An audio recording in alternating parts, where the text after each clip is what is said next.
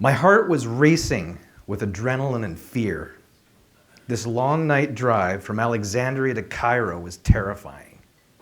The headlights from the oncoming cars and trucks blinded us as we sped along the desert road at 75 miles an hour. Not slowing down as we weaved past goats, camels, and broken down trucks in the middle of the road. Occasionally, flames lit up the roadside. It was only as we got closer we would see the blackened flames come from tires that had been removed from trucks and set on fire as some kind of absurd hazard warning. Every time we passed one of these signal flares, the pungent smell of burning rubber hit my nostrils and black sooty smoke filled my eyes. I knew from the experience that some of these breakdowns were fake, setups to hook a Good Samaritan into stopping to offer assistance. Then a band of thugs would rise from the darkness to rob you, kill you, and leave your body on the side of the road without hesitation. Each time we neared a burning tire, George actually sped up. 3.5 hours later, I started breathing again at the sight of Cairo's lights slowly appearing in the distance. Whenever I entered the city in daylight, the Great Pyramids of Giza would be the first things I saw in the distance through the thick smog. In the darkness, I was focused on what was right in front of me. And I found myself thinking once again that the people here have been much better off 3,000 years ago. This place was actually devolving. At least that is how my 23-year-old self was experiencing Egypt on this autumn night in 1988. This is a true story. After entering the main city, we worked our way through small side streets filled with flimsy tents under which vendors sold everything from live chickens and Egyptian flatbread to nuts and dates from the Nile Delta. The scent of sweet spices and sandalwood perfume filled the air until we rounded the next corner and my stomach turned at the odor wafting from open sewers. Small streets gave way to larger thoroughfares that we had to enter through chaotic roundabouts that beaten up cars and taxis were flying into with grand abandon, their drivers not paying any attention to the lines on the road or who entered first. We finally arrived at our destination at about 11 p.m. As soon as we stopped moving, I pulled on the door latch and jumped out of the car. I was happy to get out of this old black and orange rust bucket of a Fiat that was my makeshift taxi for the past several months. Grabbing my bag, I ran up the steps of the hotel. Someone appeared from out of the darkness, quietly coming up beside and grabbing my arm. Follow my instructions. Don't say anything. Look straight ahead and come with me quick. The urgency and anxiety in his voice were palpable. The man ushered me directly into the hotel and up the stairs to the second floor, where he led me down a hall to a door. Stopping briefly, he fumbled for his keys, then jammed it into the doorknob, forced the door open, pushed me through the doorway inside the darkened room, and said, "Sit on the floor and don't speak." He closed the door and came and sat down beside me. As we sat there side by side with the lights off, he whispered in my ear, "Your father is missing. I think he's in trouble." We checked in together, but he's nowhere to be seen. I turned to look at him, but I could barely see his face. Every time I went to ask a question, he put his fingers up to his lips and said, "Shh, they're probably listening." We sat on the floor, staring into the dark for what seemed like hours. I was deliriously tired and started nodding off. Suddenly, the phone on the old wooden desk across the room broke the silence with a guttural ring. Then a second time, ring. We both jumped up at the sound. He sprang up and ran to the desk to answer the call. All I could hear him saying was, "Yep, okay, okay." Then he looked through the darkness right at me, and he said, "It's for you."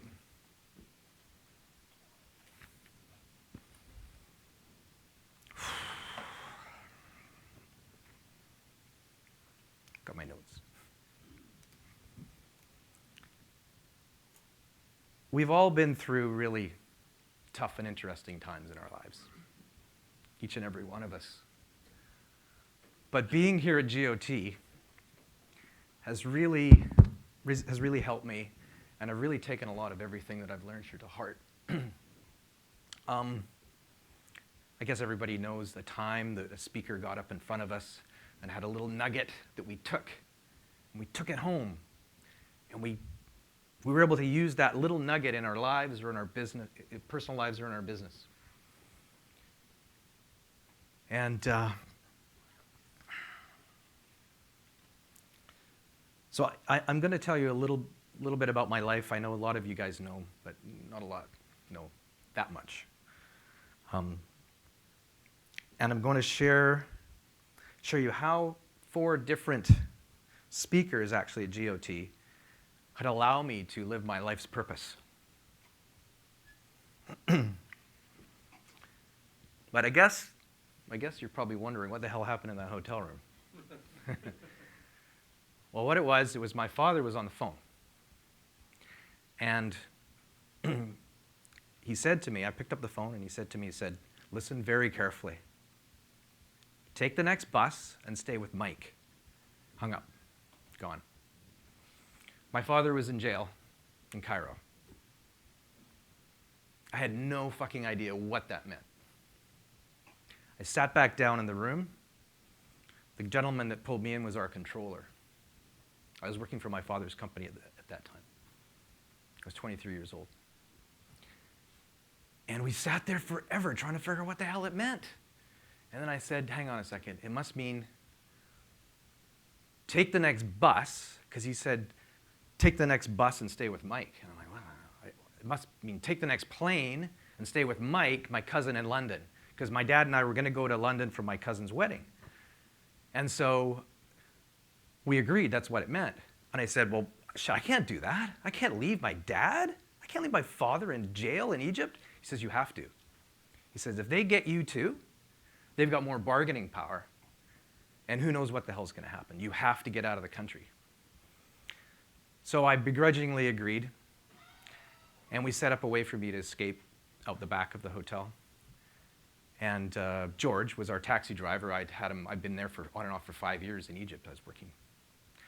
And so George was waiting for me in the alleyway. So I went down, jumped into this old ramshackle Fiat, which was black and yellow, jumped in and took off to the airport early in the morning. Got to the airport way too early for the flight, tried to check in, had to wait and wait and wait. And everywhere I looked, I thought I saw somebody looking at me. I was freaking terrified that they knew I was there and they were looking for me. So I went to the check-in counter, finally, got my ticket, went to the departure lounge, and I sat there and I waited like 3 hours in the departure lounge. And I'm just looking at every single person looking at me, thinking, they know me, they know. And then they called my flight. It was a British Airways flight to London. And I got up with all the Brits heading back to London, and I got in line, and then 2 military police came in to the departure lounge with submachine guns, blocked the way. I'm like, "Oh, fuck, this is it. I'm done." So I go up, and I have my head down, and I give my passport to one of the girls first, checked my ticket, and then those guys checked your passport, looked at your passport, looked at you, looked at the passport again, threw it back at me, and I continued out to a bus. I got on the bus, but there was a smell on the bus. It was so wretched, I vomited in my mouth. And I stood there, and I never forget the burning as it went back down in my throat. But I couldn't puke everywhere. I just had to swallow it. And the bus drove. The bus drove out to where the aircraft was waiting for us. And again, 2 more military police with submachine guns waiting at the bottom of the gangway, which we had to climb up to the plane. And I'm like, okay, well, this time, I'm done. So I get out of the bus, get in line with all the Brits again, going back to London, and I get to the stairs, and I, hand the military cop my passport. Same thing. He looks at me, looks at my passport, looks at me, and then kind of throws it back at me. And I passed by him and I stumbled up the stairs. And I looked back and this guy gave me this dirty look and I just grabbed it and I walked to the top of the stairs. And the most amazing, I'll never forget this, I got to the top and there's a stewardess. We could call them stewardesses back then. Stewardess was waiting at the top and all she said was, "Welcome to British Airways." I got on the flight, I went to London. From there, we mounted we were trying to get my dad out of jail for a long time. I ended up heading back to Canada. And my father remained in jail in Egypt for many, many months under suspicion of corruption. I could tell you a little bit more, but the camera's on. It was really, really tough. My father, no, it's okay. The only reason my dad was let out of jail in Egypt is because the main witness against him died in jail because they grabbed him as well, and he was a deputy minister of environment. And he died. My dad eventually came back to Vancouver, and my sister and I were working for his company, so my sister was there too. And he walks back into our office like nothing happened.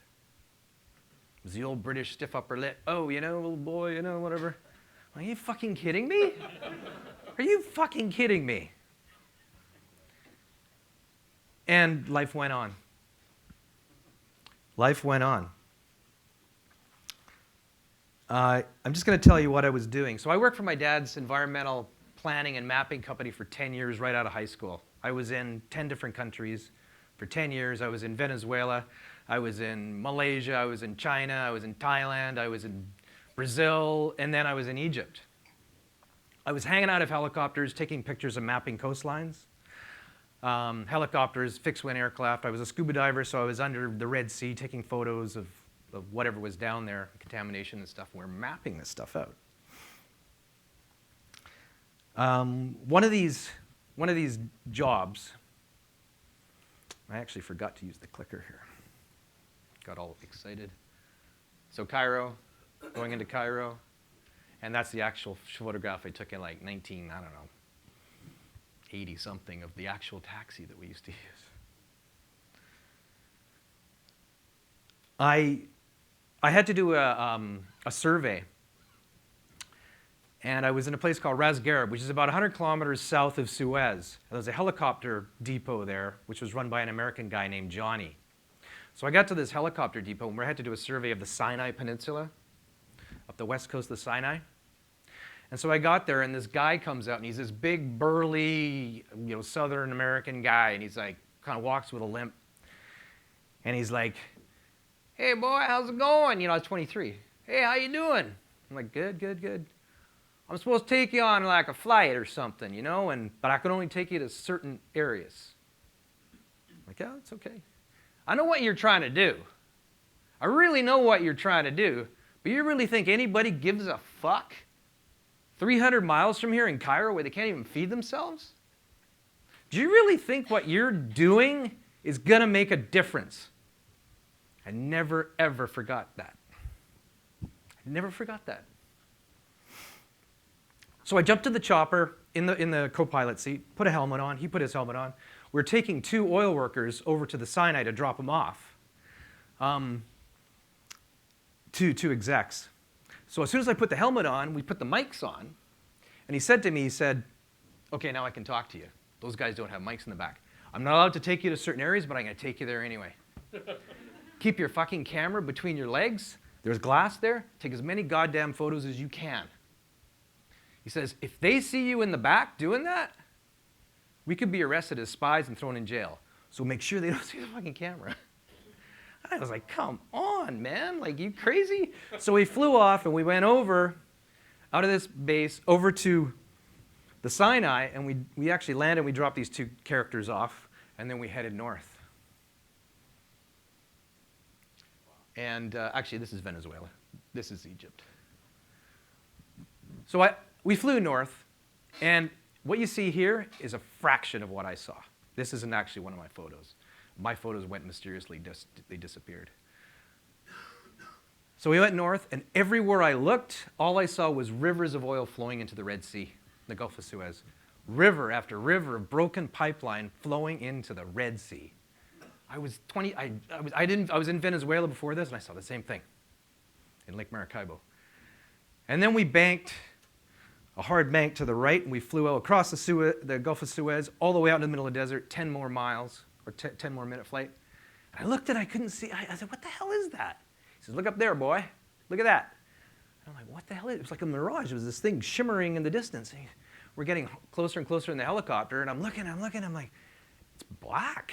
Like, it's really weird. There's no lakes around here. Lake Victoria is like 1,000 miles south of here. There's nothing. It was oil. It was oil, again, in the middle of the desert this time, but this massive lake. It was a pipeline that went from the Gulf of Suez up to Alexandria that had ruptured, and nobody fixed it. And it was just flowing everywhere. So I saw so much environmental degradation in that 10 years. It was for a lifetime. I saw it in Malaysia. I saw it in China. I saw it everywhere. I saw all this stuff going on. And nobody ever knew. Nobody knew. It wasn't in the news. It wasn't. Yeah. So like I said, the most difficult thing I ever did was break away from my father's company. It was really, really tough. I broke away, and my sister and I agreed to leave because of what was going on. My dad's story kept continuing, and we kept getting sued, or there was always issues. So I'm like, I can't. I have to leave. So I went and I told him, I said, I'm leaving, and I'm taking my sister with me. And I took another guy too. My dad flipped out. He started writing all these numbers down on a piece of paper. He said, well, you owe me this. And I don't know, it was like 50 or 100 grand or something. I had nothing. I had nothing. And so I left. I walked out the door. And we've been estranged for many, many years, unfortunately. And then with this new startup, we had a company called Aqua-Guard Spill Response, where we would design and manufacture oil spill response equipment, and we would start selling it, all over the world eventually.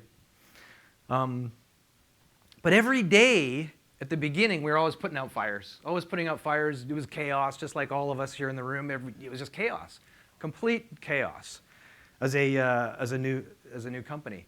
And we were burning the candle at both ends. And years were flying by, 5, 10 years would go by like that, but nothing ever changed. We were always in the same situation, always trying to survive. Everything was leveraged against our house. Every room in our house was rented to foreign students. Every bit of our driveway was rented to boats and cars and shit. We were like a freaking junkyard. I was just taking money from whoever we could get just to survive. I would get to my office. Wrong. I get to my office in the mornings, and I would put my hand out to touch the doorknob, and I would just go, what the hell's happening inside that office? What bee's nest? What insanity is going to be coming at me? Just like we all feel that. And I called it the doorknob effect, because I would always get there and I'd be like, okay, Nigel, okay, today. And I would step through into complete freaking chaos. But then I got dragged into a thing called EO from a 330-pound professional Canadian football lineman called Trevor Bowles. He played for the Edmonton Eskimos, and he said, he just retired, and he got into EO, and he says, you got to come to this thing. I don't want to fucking hand. They're a bunch of fucking wealthy, wannabe millionaire guys, and I don't want anything to do with that type of thing. Trevor grabbed me by the scruff of the neck, pulled me into a meeting I was in, boom. Hook, line, and sinker, done. Which evolved into coming here GOT. And the very first time I sat in GOT, and there's a bunch of you guys that were, Gary was there, Rich Manders, Billy, like we were all in that. I'd sitting up there, right where Christina is, and I sat there. Actually, I was going to show you this. You take a look at that for a second if you like. It's a great shot, okay? So the very first time, Vern was in the front of the room right here, as usual, right? And he said, How many of you guys have coaches? Do you guys remember this? Like Vern said, how many out there have coaches? I just hired, my life was a disaster. And I had hired a coach a month before coming to GOT. So I was in this room. And I'm like, well, these guys are all freaking geniuses. They all have coaches. Everybody's got a coach. So I kind of like, yeah, okay, I put my hand up. And all I remember is Vern say, only 3 of you? You kidding? And I'm like, what? What do you mean 3? Like, what? So I never forget Vern's message there. Because we just can't do it alone. I just realized I just couldn't do life alone. I needed help. And I'd hired this coach, and I was ready to give my business away for $1. If you came up, I wanted my freedom. I wanted my freedom back. Let's see my thing here. Oh, yeah. I wanted my freedom back. I wanted my freedom back. I wanted to go climbing. I used to climb in the mountains. I was doing all this stuff. But I'd give you my business for $1 if you'd given me $1 at that time. But then Kevin Lawrence is my coach. He's a Gazelles coach now, too. He said, whoa, hang on a second, dude. Let's just kind of redial this thing, see what we can do. And so he pulled me back, and he started holding me accountable for everything that I had on my wish list. And the more things that we knocked off, the faster things got, and the more we got done. And suddenly, it became a rhythm. It became a life rhythm. Decisions were getting made, things were getting implemented, and stuff was really starting to happen. It was incredible. So I got to the point where I was approached by a company, a British company, to sell. Big British company. And I thought, that's it. I'm going to get my freedom. I'm going to get my bag of cash. I could probably go sit on the beach and sell T-shirts. I don't fucking care, right? I'm going to get what every entrepreneur dreams of, what the E-Myth always said. You know, the entrepreneurs are E-Myth, right? That was our Bible, that book. And it said, the reason you start a business is you set it up, put in systems to run it, and then unload it, sell it, whatever. And I was just like, yeah, okay, I'm going to sell this business. It's going to be great. Until I came back to GOT. And I sat up here this time where Chris is sitting. And 2 speakers came in. One of them was Brother David. And he talked about gratefulness. And he just rocked my world. I remember afterwards grabbing him and hugging him and starting to bawl like a baby. And then after Brother David, Lynn Twist came in. And Lynn had a profound effect on me. I was just ripe and ready for what her message was. Lynn Twist talked about the soul of money and what money can do and what good things money can do in the world. She talked about her work with the Aqua-Guard tribes in the Amazon. And she talked about what she did with Mother Teresa in India, right? And Brother Teresa, yeah. There's probably one. But then she invited all of us to go to the Amazon with her. And I know Ben was sitting here. Ben Richter put his hand up. Brett Hatton put his hand up. So we went. And Lynn was sitting beside me up here because our speakers would always sit with us. And I didn't know who she was. And she came back up. She walked up the stairs here. And I stood up and I just grabbed her and I hung on. I just said, I'm coming with you to the Amazon. And she's like, okay, that's great. That's great. And I said, but I'm bringing my family. I'm bringing my family with me. And she's like, well, it's kind of a fundraiser. I said, no. The kids of the world, the youth of the world are the ones that have got a hell of a lot more bandwidth and they're going to make a difference in the world than we do. I'm here. I'm ready. I mean, I don't know how much. I'm kind of topping out. These guys have all this space. They can come and they're going to witness whatever we're going to see, and they're going to come back and they're going to tell 1 million friends and so on, so on, so on. So she agreed. So we went into the Amazon. And it was one of the most profound things that I've ever done. And I did not come back and buy a Ferrari. That wasn't me. No comment on that one.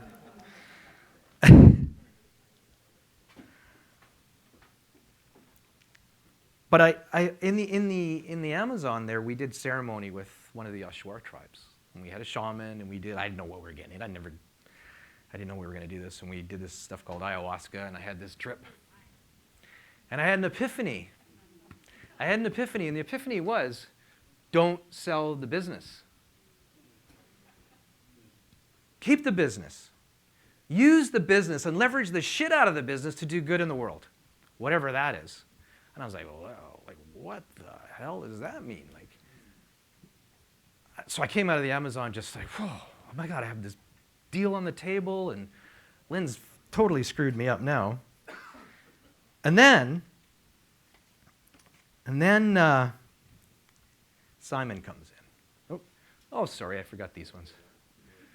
Brother David, and then Lynn and my kids. So then Simon Sinek comes in and puts the icing on the cake for me. I'm sitting up here again, and Simon does this whole talk about why. Why do you do what you do? Why you do anything is why you do everything. I'm like, I don't know, what the hell is he talking about? So he talked about his why, and he did all his charts and all of his stuff that he does. And so I left, and I went back to Vancouver. I got on the flight, and I started looking through my notes, reviewing all my notes, and I'm like, why? Man, I don't know. Why? Okay. So I get back to my office, and I walk in like all of us do, and we go, hey, Nigel's back from GOT. What crazy ideas has he got? So I got everybody into the boardroom, and I go, guys, I'm back, and I said to this one guy, his name was Lee, and I said, Lee, why does Aqua-Guard do what it does? Why do we do what we do? And he goes, well, we design and manufacture the best oil spill response equipment in the world. Like, this stuff kicks ass. We got it in all these countries. We got it. I'm like, yeah, we do. But why do we do what we do? And he goes, I don't know. I have no idea. I said, our name of our company is Aqua-Guard. Aqua-Guard. We protect the world's most precious resource, which is water. Boom. That just blew the lights out of everybody. It turned us from being this niche company in oil spill to the sky is the limit for protecting the world's most precious resource, which is water. Not oil anymore, it's going to be water. So I actually repelled the urge to sell the business. I yanked it off the table. I yanked it off the table, and I'm like, I'm not selling the business. But I still needed to get unstuck. I was still stuck in the day-to-day and all this crazy stuff that was going on in my business.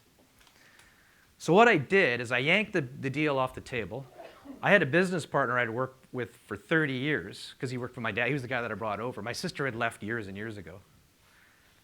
And he owned 33%, and I had the 67% of the company at the time. And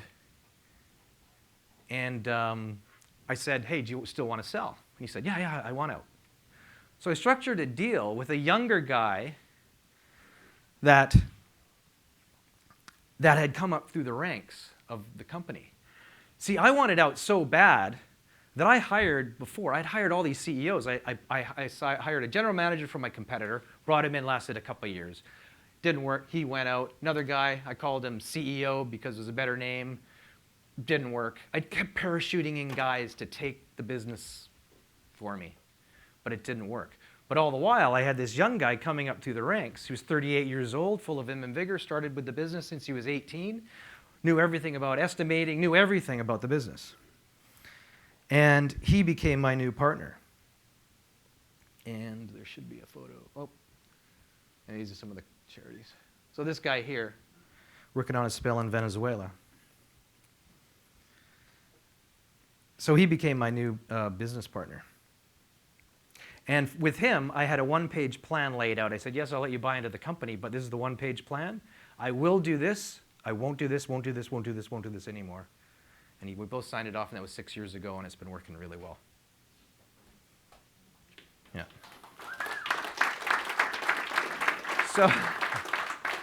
So with my coach, what I was able to do is I was able to create this life rhythm. And I was able to take extended breaks. And I'd always taken breaks away from the business. Like we learned this year, get away from the business so you can think and come back. Well, I was taking them more and more and longer, and it became a rhythm for me.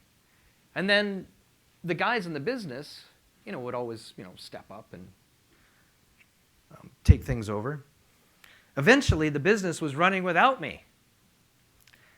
So I'd have this young guy in place, and I took off for a year, and I traveled in 2014, 2015, Same as Sam. I haven't seen Sam, but Sam did the same thing, right? And that was the most liberating, amazing thing that I've ever done in my life. I started writing this book. It took me 3 years to write it because I'm dyslexic and I'm ADD, but it's okay.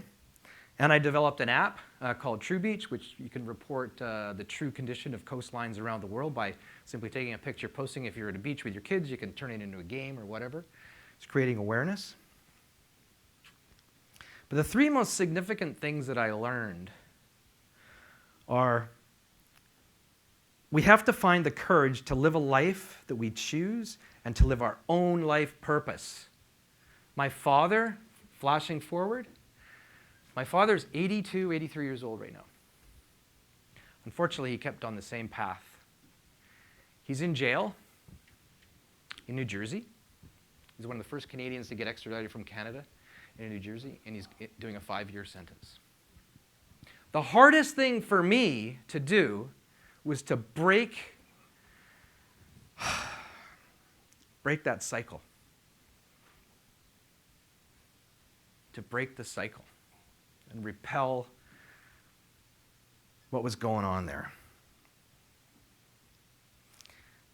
To break away from that toxic relationship and only hang out with people that give me positive vibes and I like doing things with. I've learned the hard way that toxic can kill you. I had major health issues because of my relationship with my father. Another thing I found, this is just for me, never ever give up family time over life adventures for a business crisis. Because a business, we're always in crisis. We're in crisis every freaking day. Every day there's a crisis. It's so easy not to go to Johnny's football game or soccer game or take off for 2 weeks with your kids. Don't ever do that. Because your family is the most important thing that we have. And the most joy that I get now, because my kids are 23, 21, and 18, the most joy that I have now is giving of ourselves as a family, as a group, in charity work or whatever it is. But giving as a family, I mean, writing a check is great. It's great for your conscience, but for your soul, giving as a family or giving of yourself is something I just can't even explain it. Do I have time to read one more little thing? It's okay. Picture myself. I think Brian was there. So I'm in Tikal in Guatemala, and I'm sitting up against a tree.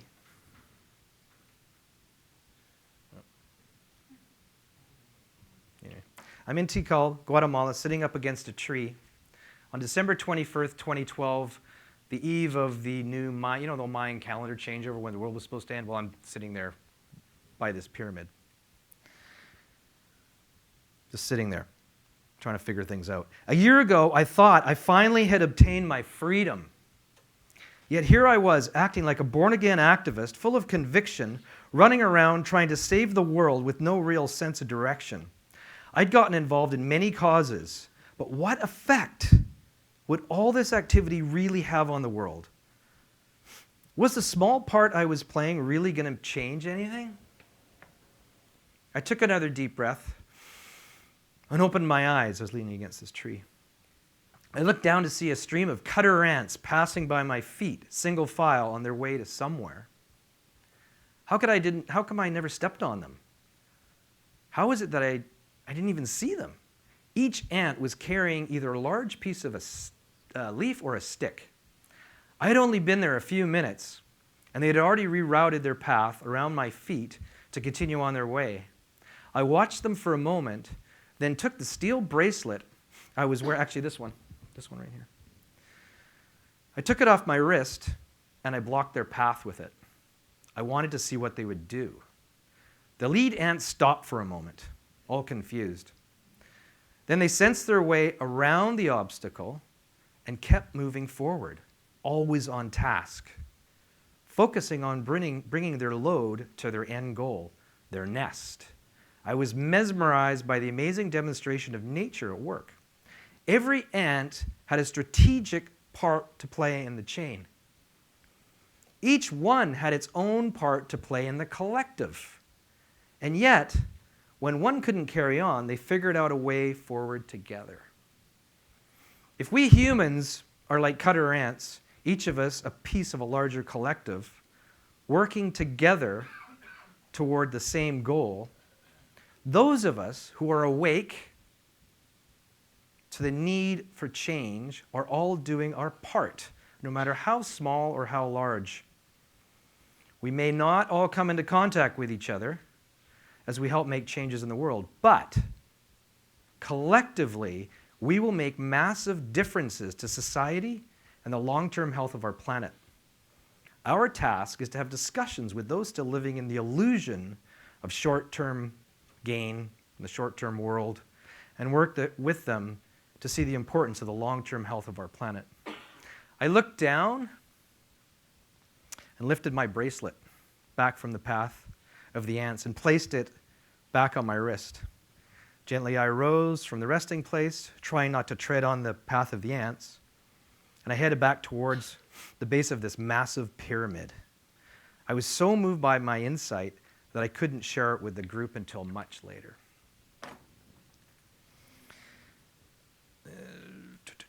Last one. No. Am I missing one here? Here we go. So collectively, we all think, oh, my little bit that I do, I'm doing Homes of Hope, going to Homes of Hope. Mike's taking another group here. Sometimes it gets to a point where we go, God, are we really making a difference? Like, are we really doing anything here? But I really believe that collectively, we can change the world. Collectively, we can. So I set up a couple of challenges, a quick couple of challenges here for all of us. The first one is I ask you guys, if you got iPhones, download the app called True Beach, and next time you're out with your family at the beach, if there's plastic or there's garbage or a sewage outfall, take a picture of it and do a rating of the beach. We're trying to create awareness back into the governments of those that look after those beaches. And if it's a nice beach, say it's a nice beach. That's great. The second challenge is, and my question, I'm a little bit far ahead here. What would you do to leverage your business to do good in the world? What would you do to leverage your business to do good in the world? Because collectively, we can do a ton of amazing stuff. And I really want us to see I really want us to be not just titans of business, but of positive change. Everybody's been there, everybody's been stared down by